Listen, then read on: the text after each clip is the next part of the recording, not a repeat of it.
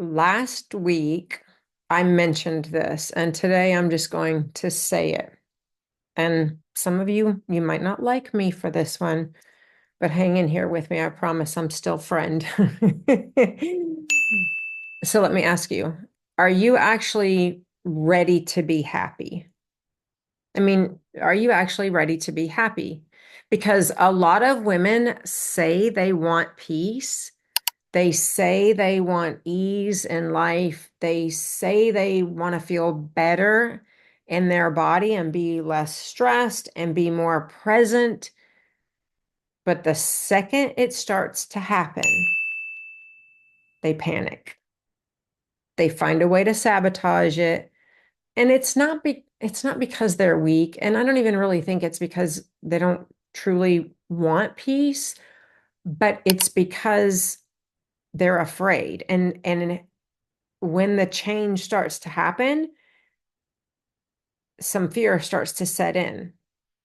So let me be clear first of all. I am not talking about I'm not talking about the surface stuff. I'm not talking about like, oh, I'm busy, life is crazy. I'm not talking about that thing. I'm talking about the part of us that doesn't really truly know who we are without struggle.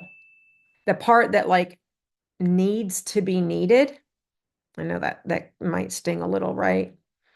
The part that gets a rush from being the hero, from being the fixer, from being the woman who holds it all together for everybody.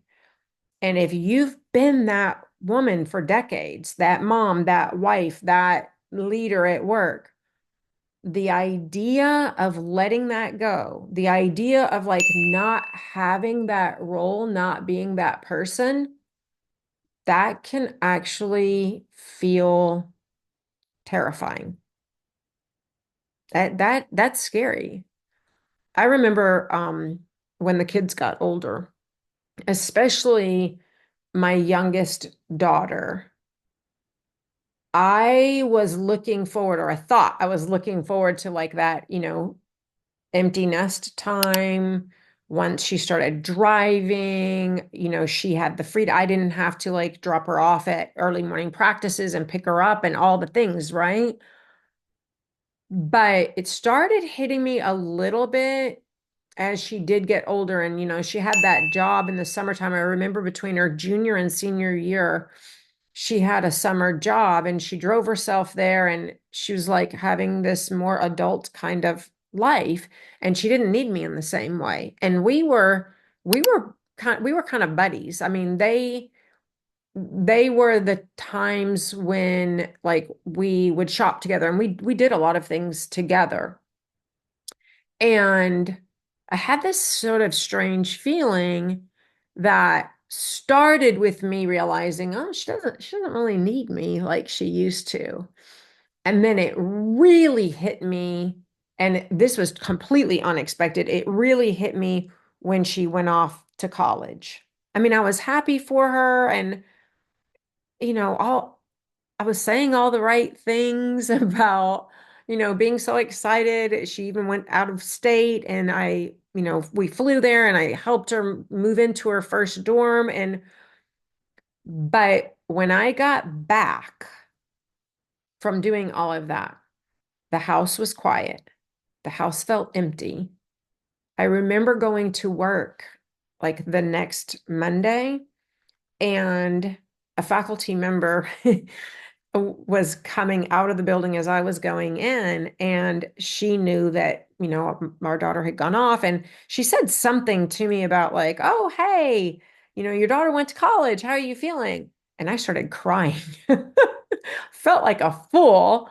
And I felt weak, but I started crying because all of a sudden it hit me that I think I didn't verbalize it or even think of it in this way, but it hit me that she didn't need me anymore. And it wasn't a relief, it wasn't a freedom, it was kind of an identity crisis. It's like, wait a minute, who am I? I'm not chauffeur. I'm not, mom who's at the games. I'm not being the glue that like holds it all together. And it showed up big time for me. It showed up in my eating, it showed up in my energy, it showed up in my body. That is when, and combined with some stressors of some other things, I gained about 30, 35 pounds. Now, coincidentally, this was the time perimenopause was settling in, and I didn't realize that either. But the realization that I had been pouring into everyone else and getting some satisfaction, not just at home, but also at work, pouring into everybody else and getting some satisfaction from that needed feeling, right? That is when I had that realization that I had to start pouring into myself, not into everybody else and every other area of life, because I couldn't be in that space where I had to be needed all the time, right? And I see this so often with the women that I work with. And it's like an identity crisis, especially with women who have kids who are older, either, older living at home, like high school age, or having, empty nest stage of life. Women who have been caretakers for pretty much their entire lives. When things get quiet, they don't know how to exist without doing everything for everyone. So, back to my first question, are you actually ready to be happy? Because happiness, like real peace and joy, means you're not in control of everyone and everything. It means you have to let other people struggle without stepping in. It means you have to ask yourself what you actually want, not what everyone else needs, but what do you actually want? What do you want in this stage of life? What makes you happy? And that requires you to have to kind of sit in a quiet, in a stillness, in your own head, right? In a space of enoughness, if that's a word. Like you have to sit in that space, and it can make you feel super vulnerable to figure those things out and sit in that space and ask those questions. And when you do that act of doing that for a lot of women feels way scarier than being busy, than being burned out, than being you know, the martyr, if you will, because struggle gives us something to focus on. Struggle gives us something to focus on. Think about that. If you're struggling, you never have to face the question of, what would I be if I actually felt good? Who would I be if I actually felt good? And so here's what I want you to think about this week. Honestly, are you afraid of feeling good? Not not because you're avoiding joy. Hear me out on this. Not because you're avoiding joy, but because you don't you don't know what life looks like without constantly striving for it, without the next fix, without the hit of fixing the next crisis. And if this lands a little hard, maybe a little too hard, you are not alone. This is not me trying to call you out. It's about me hoping to raise a pattern and showing you that pattern that you might not even know you're living in, because you're allowed to feel good. You're allowed to choose ease. You're allowed to be okay without being everything to everyone else.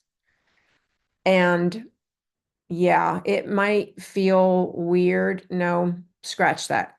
it will feel weird at first because that's what happens when you start living differently. It feels weird. It feels uncomfortable. It feels abnormal, if you will.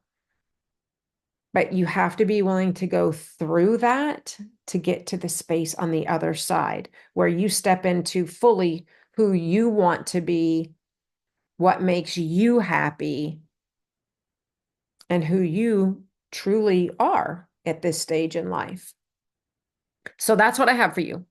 Not a to-do list, not a try harder message, just a big question that you can sit with. What if your biggest block, if you will, isn't your body? What if it isn't your schedule? What if it's that you don't know who you are without the struggle?